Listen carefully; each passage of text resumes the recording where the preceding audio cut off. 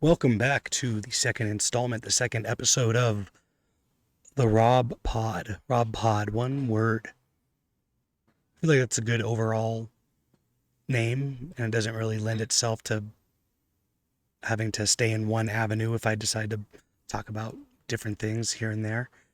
In this episode, the second episode, is primarily going to be centered around bike racks and chickens. Not necessarily bike racks, but bike racks in terms of what's the biking situation like around Carson City for commuters and people who just want to get around to do things, not focusing on road cycling or mountain biking or things that people do for hobbies or for fun. And then what do chickens really have to do with anything? And actually, you can probably see in the background if you're watching. Occasionally, you'll probably see my chickens run back and forth a little bit because they're funny little animals. But before diving into um, the topics, I think you've probably noticed that the backdrop has changed and it's a little bit more green and well lit and pleasing to look at than my uh, poorly lit cave of an office. And maybe it's just an ADHD thing, but that poorly lit, like kind of cave environment is really the only way I can get things done during the day if the sun is out, oddly enough. It's like I need as little surrounding visual stimulation as possible as to not just get off track. So um, that's why I decided to move outside to record this because maybe being outside will lend itself to giving me a little bit more energy and talk a little bit more quickly on camera and into the mic because I feel like, and I was told that you, Rob, seemed a little slowed down compared to your normal animated self. Again, I was thinking about like, well, trying to formulate thoughts on the fly requires a little bit more time and effort in terms of getting things out there, but I can definitely try to speak faster, and so it doesn't seem like I have all this dead airspace uh, with nothing being said and me just trying to figure out what to say. Um, and why am I recording so soon? Well, I think it comes down to anything that you enjoy, you find yourself enjoying, and something that comes relatively naturally, maybe. Like whether it's reading a book or playing a video game or speaking about something you are interested in. Um, you have this initial excitement and immersion of figuring things out and doing all that cool stuff. And I think this kind of lends itself into something that I'm kind of naturally inclined to, which is just speaking, yapping. I don't know. But I think there's a difference between like this kind of long form narrative podcast uh, format compared to writing. And I think most people would say or agree that the way they write is not the way they speak.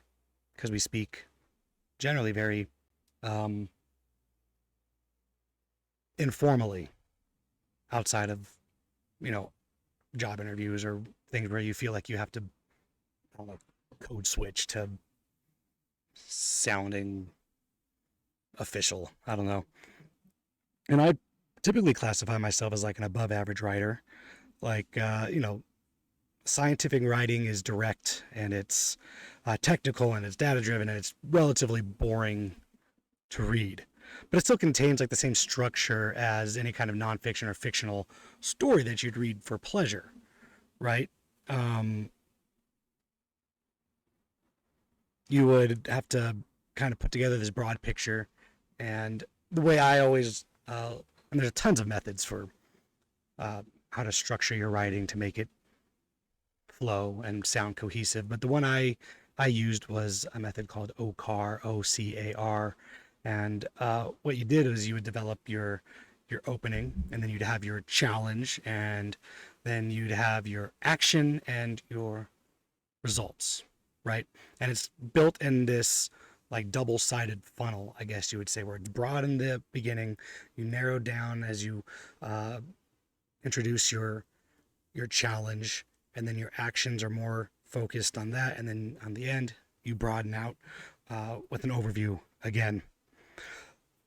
Speaking narratively, or at least trying not to sound like I'm reading directly from a script, because I'm not. I have a general like outline of things that I should cover and want to cover, and it generally flows in some kind of direction, because otherwise I'd just be going off on all these tangents, and I'd somehow have to meander my way back, if at all, to the original topic, right?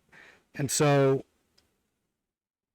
this narrative style format is important, but it's different than like that internal dialogue that you may or may not have. I assume everybody has an internal dialogue. I don't know. I have an internal dialogue, and it's there, but it's reactionary and it's reflective, and it's not something that weaves its way in the future in terms of storytelling, right? Anyway, new background. You can see the chickens over there. It's weird having to have everything be reversed. Um, but I think, speaking of reflection, actually, when I think back on the first episode, maybe it was a bit melodramatic to say, I have this void, I'm hollow, I'm missing something in my life. I mean, well, it's true to a sense, but like also, I do kind of have a hobby, but I also hesitate to call it a hobby, and I will expand on that here. Basically, and you could see if you're watching as well as listening that I have chickens, and chickens are great. I love them. They're funny. They're intriguing little creatures, and they're smarter than I think most people give them credit for. They have unique personalities, each single one, uh, and um, yeah, I mean they're fun little animals and pets to have.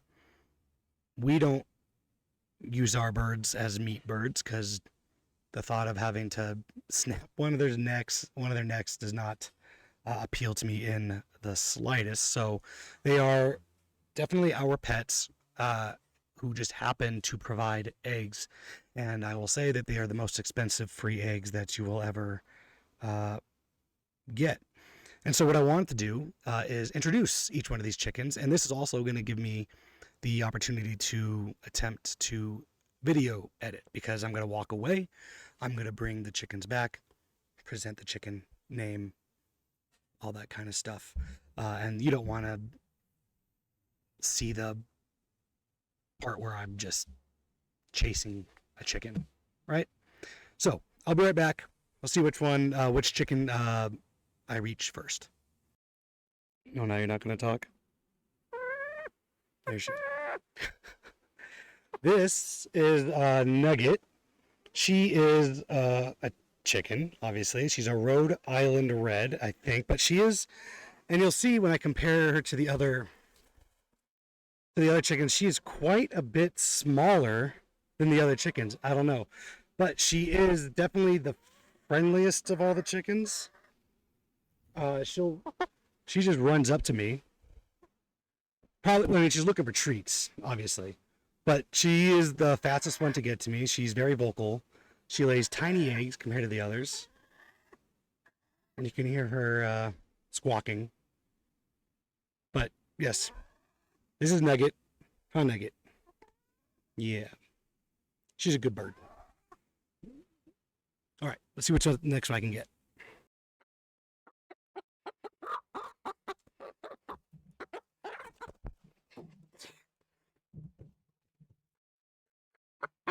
This is Tilda Swinton. Sorry. She's one of the harder ones to catch because she's younger than the other chicken you just saw. And you can noticeably see that she doesn't have any hair on her neck. There we go. Look at that. Auto balancing. This is Tilda Swinton. She's called a Turkin. And she's a pill, man. She's hard to catch. Even though I handle these chickens every single day, she does not like being handled. Okay, I'll let her go. Crazy. Next we have up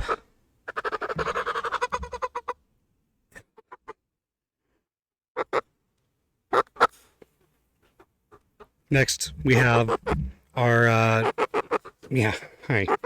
She's a little bit calmer than the other one. Still feisty because she's the same age as Tilda Swinton, but she likes to talk.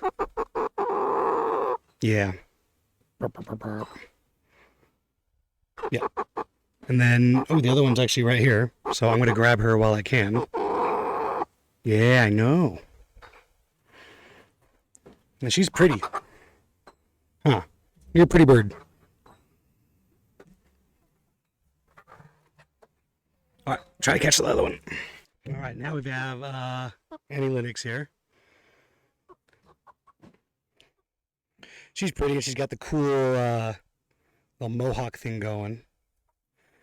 And she is probably going to lay blue eggs. I forget the name of her breed. But she's cool too. Her little waddles are coming in. So, okay, what is that? It's one. Oh, there's the other two. Okay, we'll grab the next two. Huh. All right. All right, this is Venus. She's one of our older ones. We've had her for over a year now. She's a pretty bird. Yeah. Yeah, this is Venus. There, I'll just let her wander away. There she goes.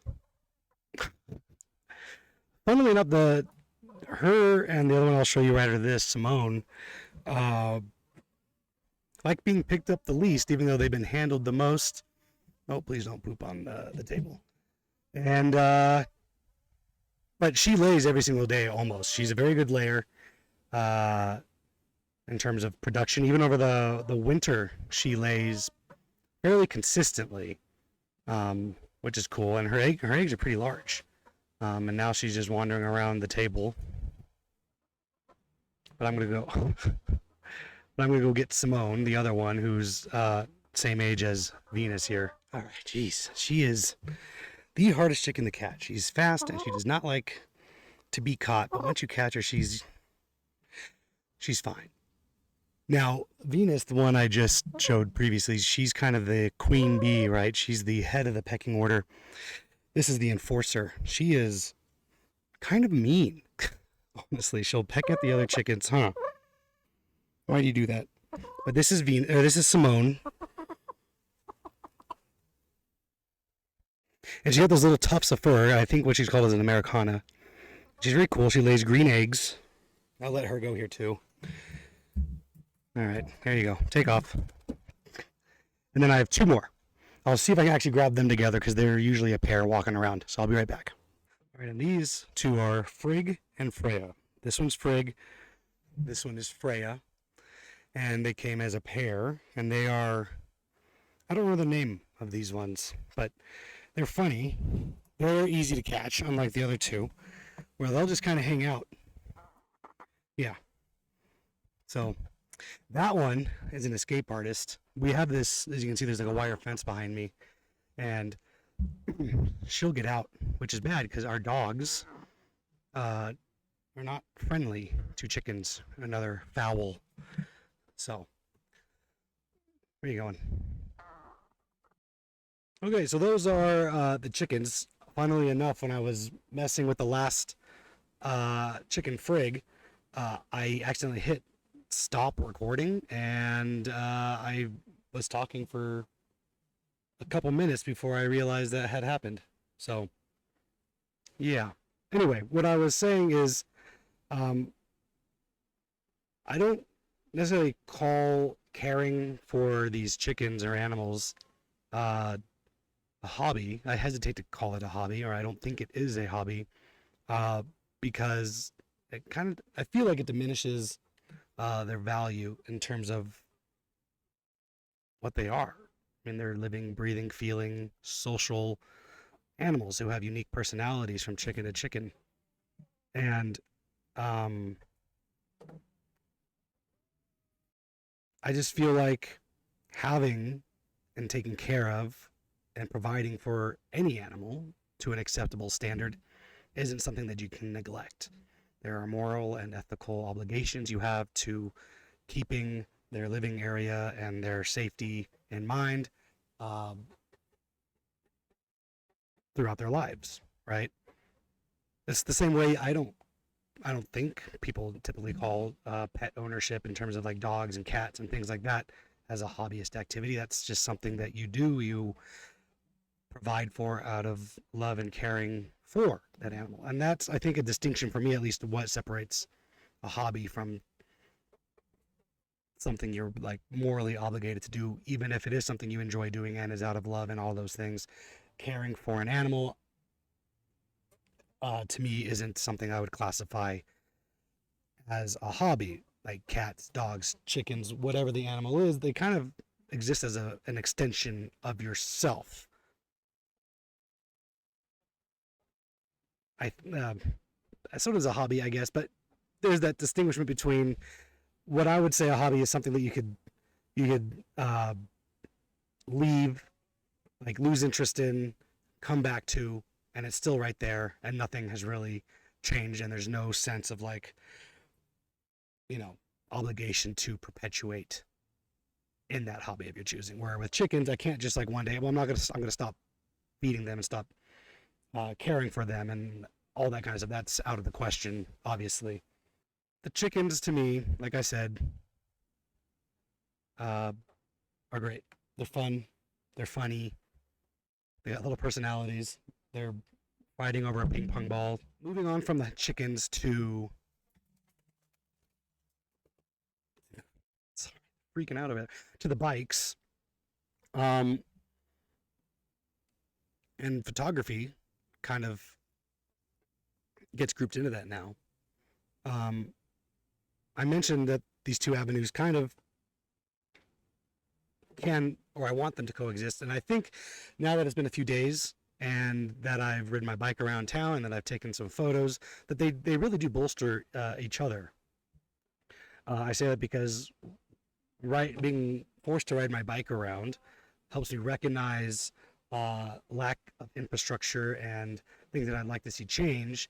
And the best way to document that change is probably to just take a picture of it. And so that's what I've been doing. I've been riding around my bike. I've been taking uh, pictures of things that could use a bolstered infrastructure, a change in infrastructure, or just infrastructure at all. Um, and then I take a picture of it, and it's a positive feedback loop, right? They continually build upon each other, and they grow uh, on top of each other, and that's what a positive feedback loop is essentially. And I've been enjoying riding my bike around town. I feel more energized. I feel like um, it helps me know the city better. And yeah, so I mean, I'd recommend to anybody if they live in a place where you can bike, you should bike.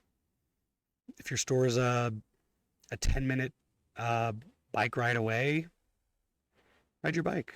It's nice if the weather's permitting, right? You don't have to do that all the time. And because I've been riding my bike with my backpack with the camera gear inside, I've been doing some learning about how to take pictures and do that kind of stuff. And what I have enjoyed, which I didn't think I would as much as I am, is like kind of learning the theory and application of how to take and compose a photo. Not like in an artistic color composition way, but in terms of the amount of light. And what I was uh, reading about and what I was learning about was this triangle that exists in terms of photography, and this exposure triangle that is composed of uh, the shutter rate, the aperture, and the ISO, which I'm just going to call ISO because I don't know, it sounds cooler. I don't know. Um, and then with these modern cameras, the camera that I'm using, the Sony A6000, there's these different dial settings on top, right? And you can do this full auto thing where it kind of adjusts to the atmosphere that you are shooting in terms of adjusting the light and adjusting the aperture and adjusting all that kind of stuff. Um, but then there's these other settings where it essentially holds everything else in like this auto uh, fill or this auto completion, but it leaves a single option up to your control. And so there's this one where you can control the aperture, which is the diameter of the physical like light being let through, and then the shutter speed, which is essentially how long is a sensor going to be exposed to light. And now I'm going to say this because I think shutter speed makes sense, but I think it also sounds like a bit of a misnomer, right? Like shutter speed. If I think shutter speed, I'm thinking how fast the shutter opens and closes, not necessarily the time between opening and closing, but the instantaneous action of cutting off the center from the light source. And that's just my beginner brain, I guess, thinking about like, well, shutter speed doesn't sound correct in terms of what it's mechanistically doing, right? Like when somebody takes a long exposure shot, that's their adjustment of the shutter speed. The shutter speed can be very, very quick, in which it's good for capturing motion without any blur, or it can be very, very long, in which it's good for low light, or if you want to get like the starry sky, or get that kind of flowy look when you're taking a picture of a stream or something like that. But I just going to go on record and say that I think shutter speed is a bad name for, or at least an incomplete name for what shutter speed actually is and what it is doing. Which is kind of interesting because if you think about the shutter closing, you can't shut the whole thing off instantaneously, right? Because it's an external light source and you have to do something or, circularly close it. But at any point, it's not instantaneous. There's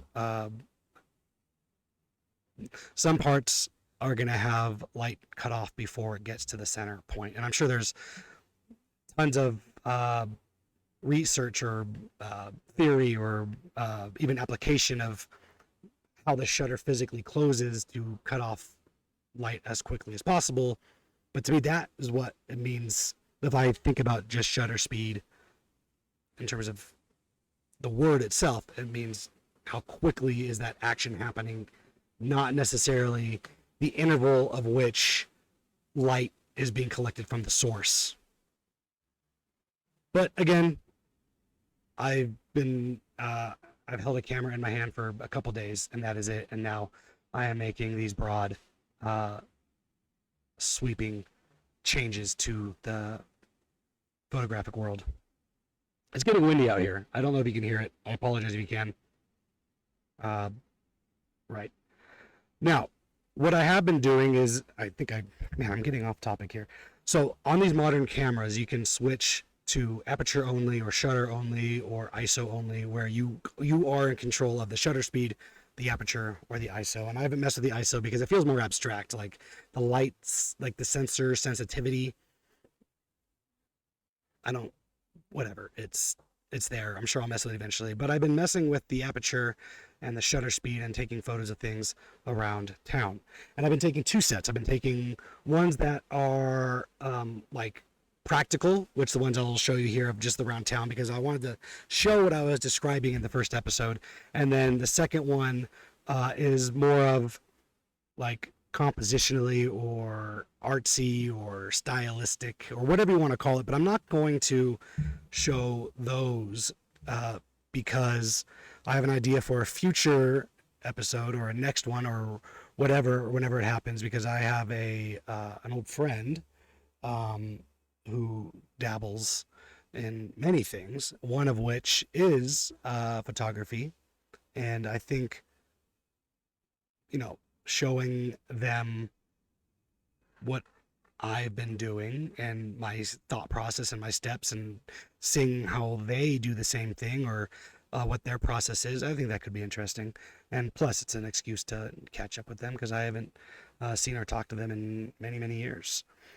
So let me go through these photos, and this is also another practice in video editing because I have them on my iPad, but I'm going to look at, and then hopefully, if I can figure it out, I'm going to. Oh God, the Dodger game started. Anyway, Dodger game is today. They're playing the Padres, second game of the series. Dodgers won last night, 3-2. 6 games over the next 10 games, next 10 days.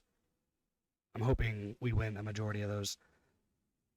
Again, unrelated. So let's get to the pictures that I did take. What I was first describing was my bicycle, and it's just a basic red and white bike. And here it's just resting against a bike rack in downtown Carson City. Downtown. It's a single street that's quarter of a mile long. I don't know, maybe longer, but it's not very large, not very long. But there's a bike rack, and there's multiple bike racks along this path, which is good. But it's probably the only actually good or great thing in downtown area, because I will show. Here's the other downtown portion, and this bike lane is on the right hand side. It's a pretty standard, typical bike lane that you see everywhere, but it's unprotected, right? You are one step away from a driver who's not paying attention running into you. And that is something else I was kind of curious about, because the more I've been biking around, I feel like, yeah, I need to go with the flow of traffic, but at the same time, I feel like it's almost safer to go in the opposite direction, because now I can see oncoming traffic. Now that person is driving erratically and quickly, I might not even have time to react. And now we have the additive effect of my velocity going into an oncoming velocity. That's a whole other discussion. But as you can see here, like this downtown area, there's a lot of, well, you actually can't see many, but there are bike racks on either side of the street, and there's a bike lane on either side of the street. And my wife and I live west, like just a stone throw away from the street, and some of our favorite restaurants are favorite. The restaurants that we frequent are right down there on Carson City. And so that brings me to the road that's actually just parallel over west from downtown Carson. And this is that here. And that's what I was describing, is when I when I ride out onto the street, now there's no bike lane. Nothing is protected. You have to ride on that curb on either side or ride on the sidewalk, in which I said in the first episode, I don't like riding on the sidewalk because that's where people walk. And what if somebody is in a wheelchair or walking their dogs, or any number of things that are permitted on the sidewalk, right? Sidewalks, not side ride. Am I right? Anyway, that is the main issue, is that there's no bike path, unprotected or otherwise. Now from there, I'll show you, because I also mentioned that we went to Paul Schatz Bakery, and nothing was there. There was no handicap accessible like ramps that weren't blocked by large cars already, and there were no bike racks. Well, there was one bike rack. I went back today and I took pictures of everything, and I was like, oh, there is a bike rack, but it's not where it should be.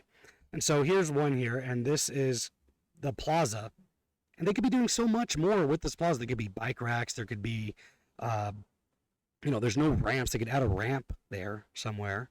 They can get rid of that loading zone and make it accessible.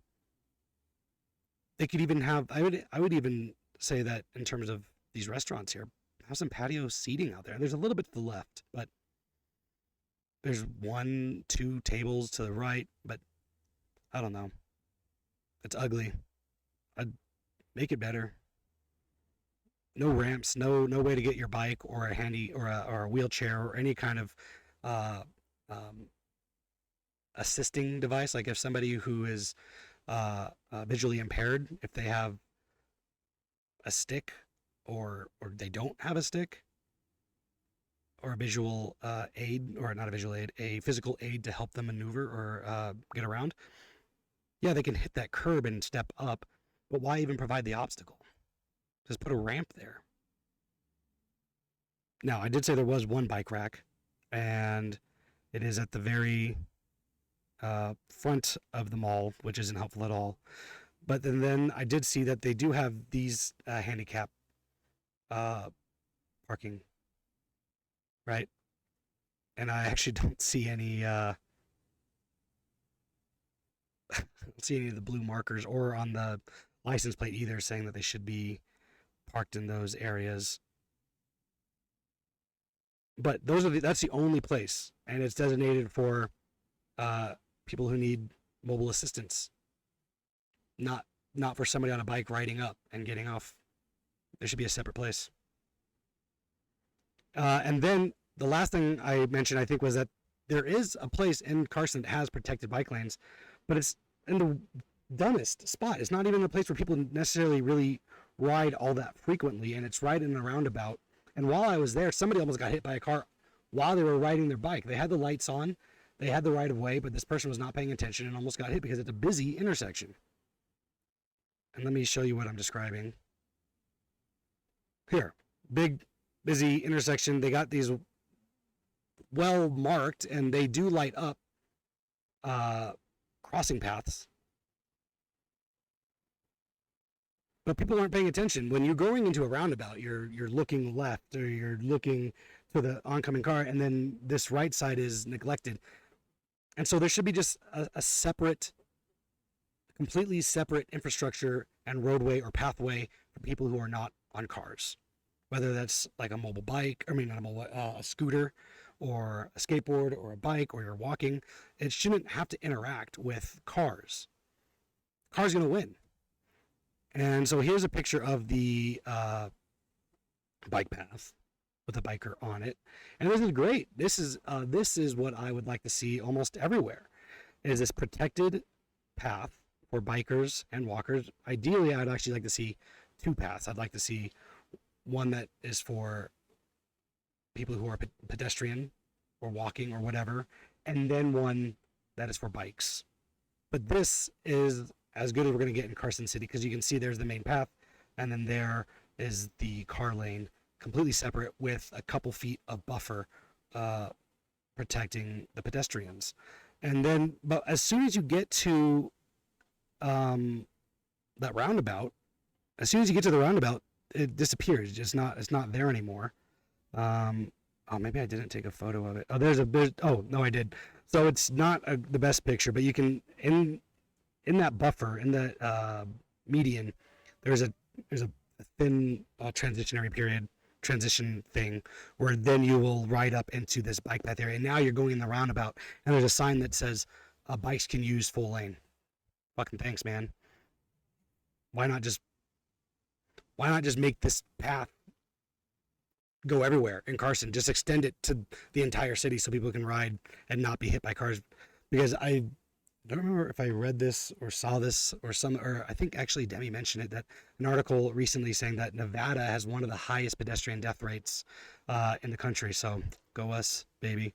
And that could be, and it's totally preventable. Create infrastructure that provides the means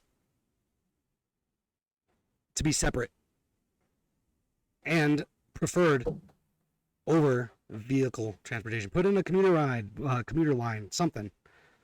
I think that's all I have. Oop, chickens are making noises.